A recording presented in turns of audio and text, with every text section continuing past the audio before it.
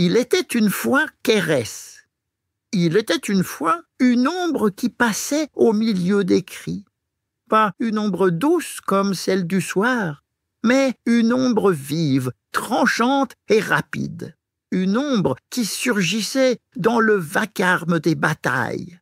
Cette ombre, c'était Kérès, la déesse de la mort violente.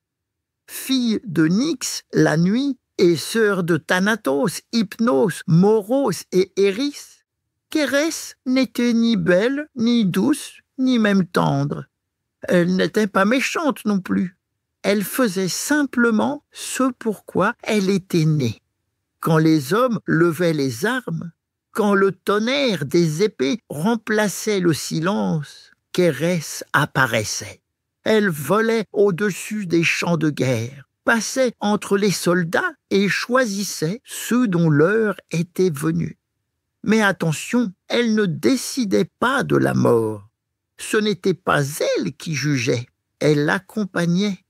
Elle se nourrissait du chaos et du sang, des cris de colère et de peur. Les Grecs disaient parfois qu'il y avait plusieurs Kérès, comme si chaque bataille faisait naître une nouvelle Kérès. Chacune portée par la fureur des combats. On la représentait souvent avec des ailes noires, des griffes et parfois un regard de feu. Mais en vérité, elle était invisible pour ceux qui n'étaient pas prêts à la voir. Seuls les héros, ceux qui regardaient la mort en face, pouvaient sentir sa présence. Quand Achille, par exemple, combattait pendant la guerre de Troie, on disait que Kérès planait tout près, prête à remporter les guerriers tombés sans un mot. Contrairement à son frère Thanatos, qui offrait une mort paisible, Kérès était la fureur, l'accident, la fin brutale. Elle apparaissait dans les cris et disparaissait dans les gémissements. Mais Kérès ne haïssait pas la vie, elle n'enviait pas les vivants. Elle faisait partie du monde comme l'orage fait partie du ciel.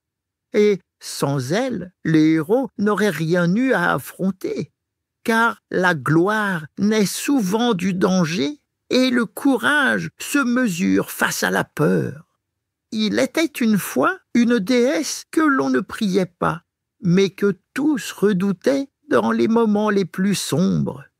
Elle s'appelait Kérès, et là où gronde la guerre, elle n'est jamais bien loin.